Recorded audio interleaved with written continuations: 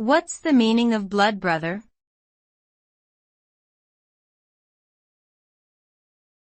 Blood brother.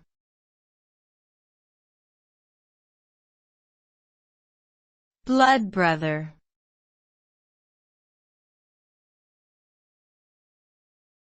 Blood brother.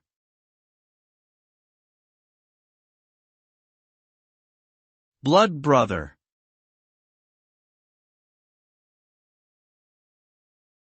Blood brother is a term used to describe a bond between two individuals who have pledged loyalty to one another, similar to that of siblings. Traditionally, the bond is formed through a ritual in which two individuals cut their palms and intermingle their blood.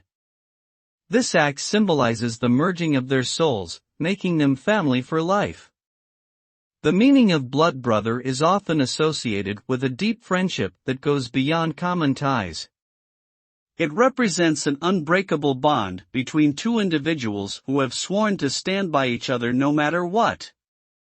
This practice has been observed by various cultures throughout history, including Native Americans, African tribes, and Chinese communities.